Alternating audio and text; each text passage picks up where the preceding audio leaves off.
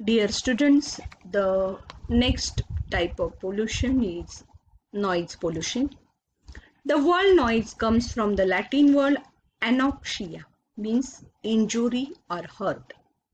Noise is an unwanted, unpleasant, and annoying sound caused by vibration of the matter. Vibrations impinge on the eardrum of a human or animal and set up a nervous disturbance which we call as sound. When the effects of sound are undesirable, that it may be termed as noise. Sound म्हणजे आपल्याला जो हवा वाटतो तो आवाज. Suppose एखादं light music आहे, छान एखादं क्लासिकल गाणं चाललेलं आहे, तर ते आपल्याला हवं हवंसं वाटतं, त्याला साऊंड म्हणतात. पण हा जो आवाज जो आपल्याला अनडिझायरेबल इरिटेटिंग करतो, तर त्याच आवाजाला नॉइज असं म्हणतात. Noise pollution may be defined as the unwanted, unpleasant, or disagreeable sound that cause discomfort for all living beings. Sound intensity is measured in decibel. याचं युनिट काय आहे? डेसिबल, छोटा डी आणि कॅपिटल बी. तर आपल्याला नॉइज पोल्युशन म्हणजे का? Unwanted, आपल्याला नको असलेला, आपल्याला इरिटेटिंग करणारा, असा जो आपल्याला डोक्याला हे देणारा जो आवाज आहे, त्याला आपण नॉइज पोल्युशन असं म्हणू शकतो. Noise may not seem as harmful as the contamination of air or water, but it is pollution problem that affects human health and can contribute to a general deterioration of environmental quality. Noise pollution मध्ये काय आहे की environmental quality ही काय होते? Deteriorate होते. म्हणजे आपल्याला तो आवाज येतो, आपल्याला असं वाटतं, पण आवाज हा एअरला पण कंटॅमिनेट करत असतो आणि पूर्ण इन्व्हायरमेंटल क्वालिटी पण तो डिटोरिएट करत असतो. जे नको असलेला जो आवाज आहे, अनप्लेझंट आवाज, तर तो आपल्याला पुन्हा पुन्हा इरिटेटिंग साऊंड तयार करतो. जे साऊंड आणि नॉइज मध्ये जो मोठा फरक आहे तो तुमच्या आता लक्षात आला असेल. आता पुढे बघा. Noise may not seem as harmful as the contamination of water, but it affects on human health and can contribute to a general deterioration. त्याचे परिणाम आपण पुढे बघणारच आहे. Noise is undesirable and unwanted sound. Not all sound is noise. What may be considered as music to one person may be noise to another. म्हणजे एखाद्याला असं ढॅन ढॅन ढॅन गाणं आवडत असेल, पण दुसऱ्याला ते आवडत नसेल, तर मग एकासाठी तो म्युझिक ठरू शकतो, साऊंड ठरू शकतो, पण दुसऱ्यासाठी तो नॉइज होऊ शकतो. It is not a substance that can accumulate in the environment like most other pollutant. जसं आपण एअर पोल्युशन बघितलंय, सॉइल बघितलंय, वॉटर बघितलंय, त्याचे जे पोल्युटंट आहे ते पर्यावरणामध्ये काय होतात? ॲक्युमुलेट होतात. ते डिग्रेड होत नाही. वर्षानुवर्ष काही पेस्टिसाइड वगैरे आपण बघितलं, ते ॲक्युमुलेट होतात. पण तसं नॉइजचं नाही. नॉइज हा ॲक्युमुलेट होत नाही. Now, types of noise. There are several sources of noise pollution that contribute to both indoor and outdoor noise pollution. आता इनडोअर नॉइज पोल्युशन मध्ये तुम्ही काय घ्याल? मिक्सरचा आवाज घ्याल, किंवा तुम्ही एखादं लाऊडस्पीकर घरामध्ये होम थिएटर लावलेले त्याचा आवाज घ्याल, एखादं तुमचं इरिटेटिंग फॅन वगैरे चालू असेल त्याचा आवाज घ्या. ते इनडोअर म्हणजे घरामधले आतले जे नॉइज आहे ते इनडोअर नॉइज पोल्युशन मध्ये.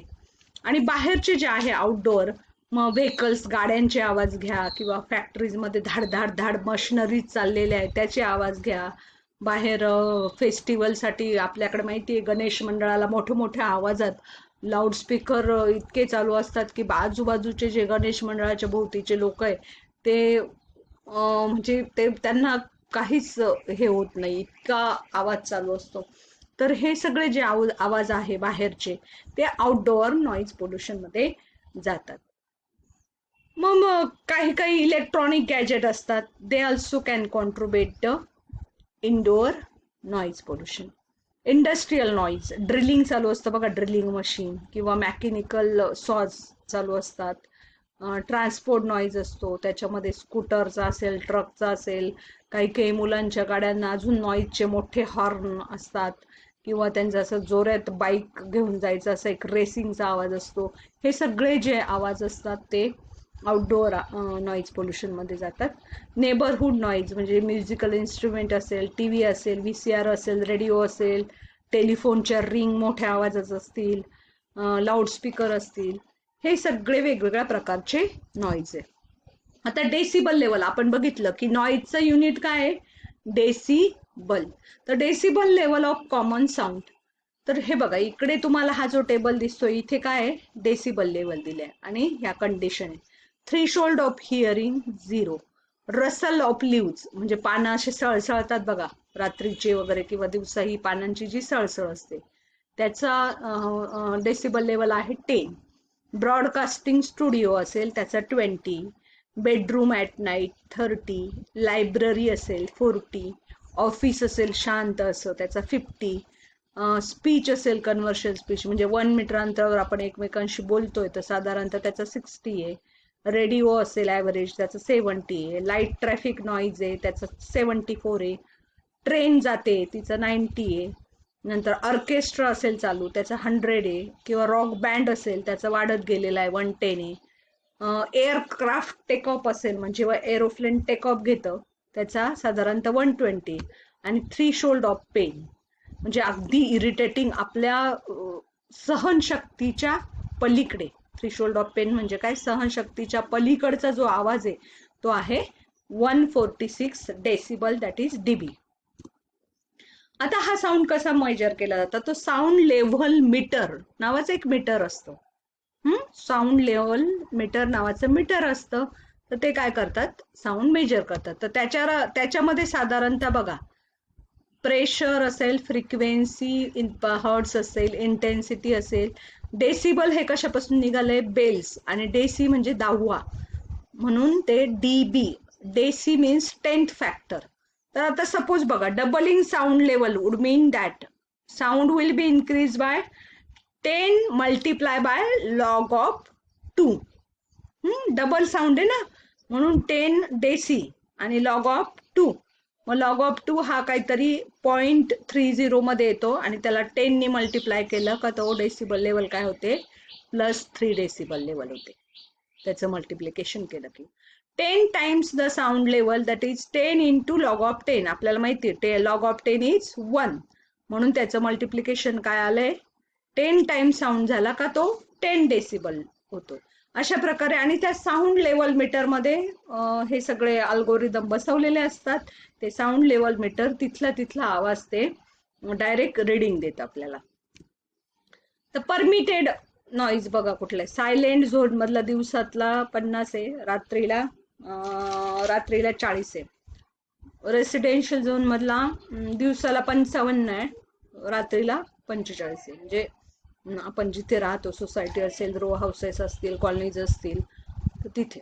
कमर्शियल झोनला 65 दिवसाला, रात्रीला 55. इंडस्ट्रीयल झोनला 70 आहे आणि रात्री पण 70 कारण रात्री इंडस्ट्री चालू असते.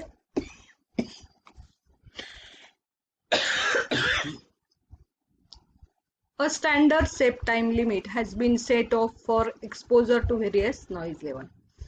Beyond this set time, continuing exposure over a period of year will lead to a hearing loss.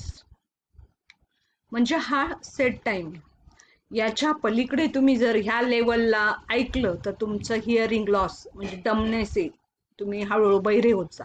थोडक्यात काय, 8 आवर्सला तुम्ही 90 डीबीचं साऊंड 8 तासापर्यंत तुम्ही बिअर करू शकतात. त्याच्यानंतर तुमचा थ्रीशोल्ड पेन म्हणजे सहनशक्तीच्या पलीकडे जातं ते. 4 तास तुम्ही 93, 2 तास 96, 1 तास साधारणतः 99, 30 मिनिट तुम्ही 102 dB, 15 minute 105, 7 minute 108, 4 minute 111, 2 minute 114, 1 minute 117, 30 second 120. आणि रप्चर तुमचं मेम्ब्रेन जे आहे हिअरिंग मेम्ब्रेन 150 ला तुमचं हिअरिंग मेम्ब्रेन काय होतं म्हणजे कानामधला जो पडदा असतो तो जो तुम्ही 150 dB पर्यंत ऐकलं तर तो कानातला पडद्याला इजा पोचते आणि तो रप्च्युअर होण्याची चान्सेस असतात. तर आता इफेक्ट्स काय बघा नॉइज पोल्युशनचे. This effects on human health, comfort and efficiency. It causes muscle to contract, leading to nervous system breakdown and tension. It affects health, efficiency, and behavior. Loss of hearing due to excessive noise. Immersive noise also cause physiological and pathological disorder. Brain is also adversely affected by loud and sudden noise as that of jet or aeroplane noise. Ultrasonic sound can affect the digestive, respiratory, cardiovascular system. Rate of heartbeat decrease or increase depending on the type of noise. Blood is also thickened by excessive noises. Optical system is also affected by noise pollution and lead to color perception and loss of night vision, म्हणजे रातांधळेपणा ज्याला म्हणतो. तर बघा, अचानकपणे एखाद्या याचा तुम्ही मोठा स्फोट ऐकला म्हणा किंवा अनेक असे घटना घडलेल्या आहे का जिथे स्फोट वगैरे झाले तर ते लोक कायमचे बहिरे होऊन गेलेले, त्यांचे पडदे पूर्ण फाटलेले, काही काहींच्या डोळ्यावर परिणाम झालेला आहे किंवा रातांधळेपणा आलेला, काही काहींची नर्व्हस सिस्टीम डॅमेज होऊन गेलेली आहे. असे स्फोट होतात मोठे मोठे, किंवा घरामध्ये गॅस सिलेंडरचा स्फोट होऊ शकतो किंवा मोठ्या प्रमाणात काही आवाज होऊ शकतो, एखाद्या कंपनीमध्ये काही स्फोट होऊ शकतो. तर अशा ठिकाणी भयानक गंभीर अशा पद्धतीचे परिणाम ह्युमन हेल्थवर आढळून येतात. म्हणजे ब्रेन हा इतका ऍडव्हर्सली अफेक्ट होतो या मोठ्या लाऊडला, आणि सडन नॉइज असतो तो. किंवा आपण विमानात जातो बघा, तर आपल्याला जेव्हा आपण विमान टेक ऑफ घेतो तर अचानकपणे आपल्याला असं कानांमध्ये वगैरे थोडासा त्रास व्हायला लागतो. तर अशा अनेक गंभीर परिणाम ह्या नॉइज पोल्युशनमुळे होऊ शकतात. फिजिकल हेल्थवर बघा, direct harmful effect. Excessive noise is physical damage to ear and temporary और permanent hearing loss, which is called as temporary threshold shift. Capital T आणि एस, म्हणजे टेम्पररी तुम्हाला ऐकायला येत नाही.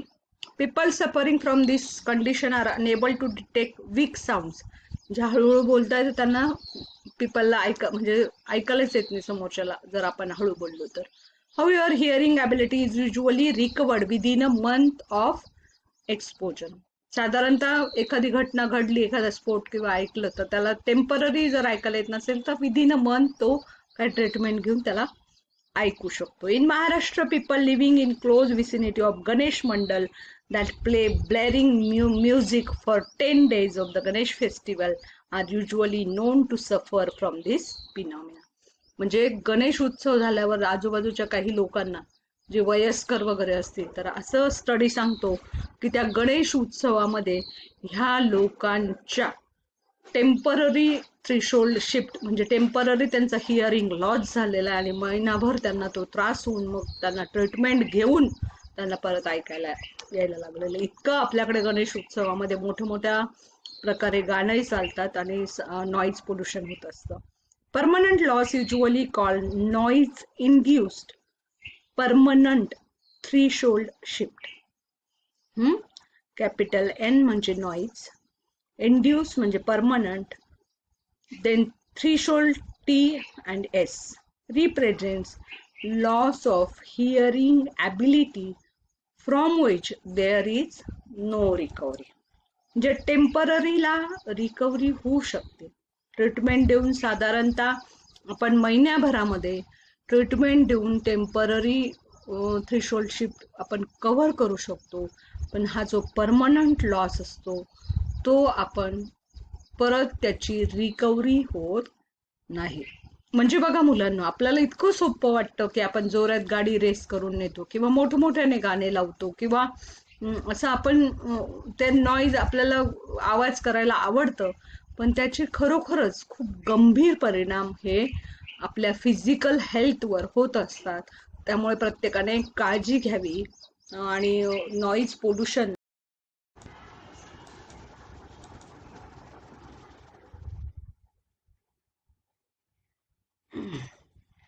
जसं आपल्या फिजिकल हेल्थवर परिणाम होतो तसंच बिलो 80 dB साऊंडला आपल्याला त्याचा काही त्रास होऊ शकत नाही. म्हणजे टेम्पररी इफेक्ट होतो between 80 to 130 dB. 50% people expose होतात 95 dB साऊंड लेवलला ॲट वर्क प्लेस. म्हणजे कामावरच्या ठिकाणी सपोज इंडस्ट्रीमध्ये लोक असतील, वेगवेगळ्या फॅक्टरीजमध्ये लोक कामं करत असतील, तर जर ते असे दिवसभर वेळ जर जास्त असेल त्यांचा 12-12 तास, तर त्याला परमनंट डमनेस येऊ शकतो. 150 dBच्या पुढच्या लेवलला फिजिकली कानाचा पडदा जो असतो तो फुटू शकतो. Degree of hearing loss depends on duration. तुम्हाला मी एक चार्ट दाखवलं मग की इतक्या 2 तासाला इतकं, 1 तासाला किंवा 8 तासाला इतकं. तर जसं जसे तुमचे तास वाढत जातात आणि साऊंड वाढत जातो तसं तसं तुमच्या शरीरावर त्याचा खूप परिणाम होत जातो. म्हणजे जर खूप आवाजाच्या मशिनरी वर्कर्स जर तासन तास काम करत असतील आणि साधारणतः 95 dB 8 तासाला जर रोज करत असतील, तर त्यांना परमनंट हिअर लॉसचा जो आहे फटका तो बसू शकतो. त्याचे दुष्परिणाम त्यांच्यावर होऊ शकतात. सर्क्युलेटरी सिस्टीम सुद्धा डिस्टर्ब होऊ शकते, ब्लड प्रेशर वाढतं, पल्स रेट चेंज होतो. जसं फिजिकल हेल्थवर होतो तसंच मेंटल याच्यावर सुद्धा परिणाम होतो. वेगवेगळे डिसीजेस होऊ शकतात. म्हणजे मनावर त्याचा विपरीत असा परिणाम होतो. ऍक्च्युली आपलं जे मॉडर्न लिव्हिंग आहे ते ऍक्च्युली टेन्शनचं आहे.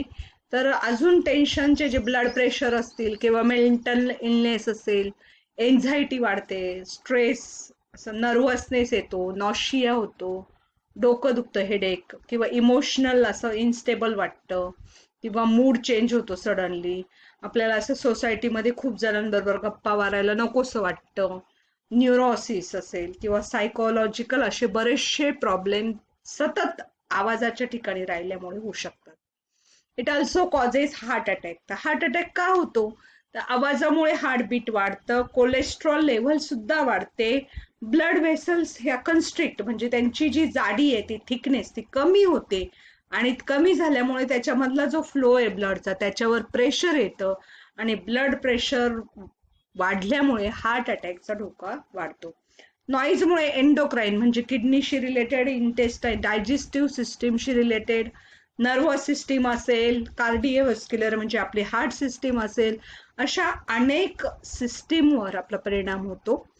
हाय लेवल्स ऑफ स्ट्रेस हार्मोन, जे स्ट्रेस आपल्याला ताणतणाव निर्माण करतात असे हार्मोन असतील, फॉर एक्झाम्पल कॉर्टिसॉल असेल, अँड्रलाईन असेल, हे काय करतात? हायपर टेन्शन, हार्ट फेल्युअर करतात, आणि असे हार्मोन आपल्या बॉडीमध्ये सिक्रेट होत असतात. त्याच्यामुळे ब्लड प्रेशर वाढतं, हार्ट रेट पण वाढतो. याचा परिणाम ॲनिमल्सवर पण होतो. ॲनिमलची पण नर्वस सिस्टीम डॅमेज होऊ शकते, त्यांचा माइंड जो असतो तो जातो, त्यांच्यामध्ये स्ट्रेस वाढतो, मॉर्टॅलिटी रेट वाढतो, किंवा त्यांचं भक्ष्य करण्याची जी क्रिया आहे ती हळूहळू कमी होते, रिप्रोडक्शनची सिस्टीम डॅमेज होऊन जाते, किंवा वेगवेगळ्या नॉईज, कारण आपल्याला माहिती प्राण्यांना बोलता येत नाही तर ते विशिष्ट आवाज काढून एकमेकांमध्ये संवाद साधत असतात, पण याच्यावर सुद्धा त्यांचा परिणाम होतो. काही काही उगीच मोठ्याने आवाज काढायला लागतात, त्याला लोंबार्ड व्होकल रिस्पॉन्स असं म्हणतात. तर सायंटिस्टने स्टडी केलाय की व्हेल नावाचा जो मासा आहे तर त्याचं सबमरीन डिटेक्टर म्हणजे समुद्रात डिटेक्टरच्या आवाजाने त्या मासेची लेंथ वाढते, तो घाबरला जातो. आणि काही स्टडीज मध्ये असं झालंय की मिलिटरीचे जेव्हा लोक समुद्रामध्ये सफर करत असतात तर त्याच्यामुळे काही काही व्हेल मासे हे मेलेले सुद्धा आढळलेत.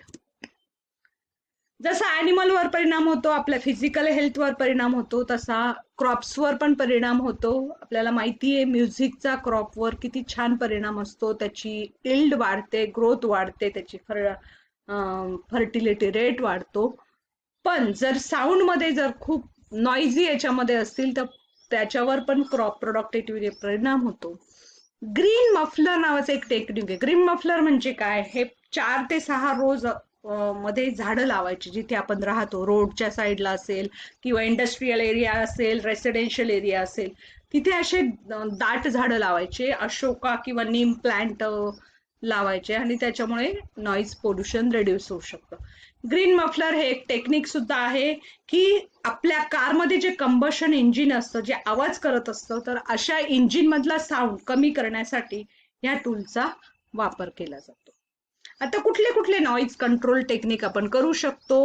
Reduce noise at the source. जिथून आवाज येतोय, एखाद्या फॅनचा आवाज येतोय, एखाद्या मशीनचा आवाज येतोय, तर तिथलाच नॉईज वर आपण काहीतरी केलं पाहिजे, म्हणजे तिथून आवाज कमी होईल. ब्लॉक द पाथ, ब्लॉक करून टाकायचा तो पाथ. इन्क्रीज द पाथले, त्यांच्यामधलं आणि आपलं जे अंतर आहे ते वाढवायचं, म्हणजे नॉईज आपल्याला दूरवर पर्यंत थोडा कमी ऐकायला येतो जवळपेक्षा. Reduce noise level at the source. तर सोर्स रिडक्शन आपण कसं करू शकतो? तर इंडस्ट्रीमध्ये आपण सपोज काय करू शकतो, एखादं मोठं मशीन आहे ते खूप आवाज करतंय, तर ते आपण काय करू शकतो, त्याला असं एक खोकं तयार करू शकतो, शील टाईप, आणि त्याच्यामध्ये ऍब्सॉर्बिंग मटेरियल, म्हणजे तो नॉईज ऍब्सॉर्ब करेल असं मटेरियल ठेवून त्या मशीनचा जो होणारा आवाज आहे त्या खोक्यामध्येच जाईल, तो बाहेर पडणार नाही, असं आपण करू शकतो. तसंच आपण मेंटेनन्स करू शकतो, ऑइलिंग वगैरे करून व्यवस्थित. प्रॉपर कन्स्ट्रक्शन, म्हणजे कन्स्ट्रक्शन साईटवर तर सगळ्यात मोठा आवाज होत असतो, तिथून नॉईज पोल्युशन होत असतं, तर ते तिथे पण आपण व्यवस्थित एअर कॉम्प्रेसर जर बसवले किंवा असे काही इक्विपमेंट बसवले की जे ब्लॉक करतील त्या आवाजाला, तर ते नॉईज पोल्युशन रिड्यूस करू शकतात. आणि व्हेकलचं तर आपण बघितलंच आहे की आपण ते टूल बसू शकतो की ज्याच्यामध्ये नॉईज कमी होईल आणि ट्रॅफिक व्हॉल्यूम पण आपण कमी करू शकतो. व्यवस्थित स्मूथ फ्लो जर गेला ट्रॅफिकचा, तर तिथे नॉईज कमी होतो. किंवा ट्रॅफिक नॉईज मध्ये ब्लॉक बाय कन्स्ट्रक्शन किंवा मध्ये मध्ये काही बॅरियर टाकले किंवा ट्रीज टाकले, ट्रीज लावले किंवा असं काही ऍब्सॉर्प्टिव्ह मटेरियल आपण ठेवलं, तर तिथला जो ट्रॅफिकचा जो नॉईज आहे तो आपण नक्कीच कमी करू शकतो. डिस्टन्स आपण वाढवू शकतो, जे आपण जिथे राहतोय किंवा आणि सपोज एअरपोर्ट असेल त्याच्यामधलं अंतर असेल, आपण इयर प्लग लावू शकतो, इयर मफ्स, इयर प्लग्स हे लावू शकतो आणि त्याच्यामुळे आपण एक्सेसिव्ह लेवल कमी करू शकतो. म्हणजे असे अनेक आपण वापर करून वेगवेगळ्या गोष्टींचा, तर आपण नॉईज पोल्युशन हे कमी करू शकतो. सोर्स कंट्रोल आपण बघितलं, सोर्स मधून येणारा आवाज कमी करू शकतो, पाथ वाढवू शकतो, प्रॉपर ऑइलिंग आपण जेव्हा मशीनचं करू ते करू शकतो, रिसेप्टर कंट्रोल करू शकतो, म्हणजे इयर प्लग्स वगैरे लावून. आणि तुम्हाला सांगितलं अशोका नीम सारखे जर तुम्ही झाडं लावले तर ऑब्विसली त्या ट्रीज मध्ये नॉईज ऍब्सॉर्ब करण्याचं हे असतं. डिफरंट ऍब्सॉर्प्टिव्ह मटेरियल आपण वापरू शकतो. ही केस स्टडी आहे की न्यू दिल्लीला स्टडी केलेला आहे की फायर क्रॅकर जे आता सध्या फटाके अवेलेबल आहे, तर ते जर वाजवले तर त्याचा नॉईज लेवल हा प्रिस्क्राईब लेवल पेक्षा कितीतरी जास्त आहे, म्हणजे साधारणतः 125 डेसिबल आहे. म्हणजे बघा आपल्यावर हे जे फटाके आपण वाजवतो त्याचा फिजिकल आणि मेंटल हेल्थ किंवा प्राण्यांवर, झाडांवर किती परिणाम होतोय, किती नॉईज पोल्युशन आपण कॉन्ट्रीब्युट करतोय.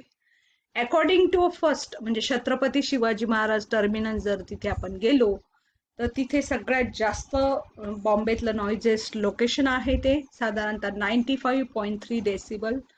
तर त्याचा परिणाम आजूबाजूला जर जवळपास कुणी राहत असेल त्याच्यावर खूप मोठ्या प्रमाणात त्याचा परिणाम होतोय. हे नॉईज इज आपले हे तुम्हाला MCQs दिलेले, त्याच्यामध्ये तुमच्या लक्षात येईल की नॉईज म्हणजे काय, अनवॉन्टेड आहे, इरिटेंट आहे, source of stress. Transport spectre, transport ज्या व्हेकल्स आहे ते मॅक्झिमम नॉईज हे करतात. साऊंड हा डेसिबल युनिट मध्ये मोजला जातो. साधारणतः नॉर्मल आपण गप्पा मारतोय त्याचा साऊंड 60 डेसिबल असतो. रेसिडेन्शियल एरिया मधला साऊंड हा साधारणतः 55 डेसिबल असतो. Noise pollution can cause hypertension होऊ शकतं, हिअरिंग लॉस, स्लीप डिस्टर्बन्स. आणि साऊंड लेवल मीटर हा आपण इंटेन्सिटी मोजण्यासाठी वापरू शकतो. These are the references and these are the, thank you.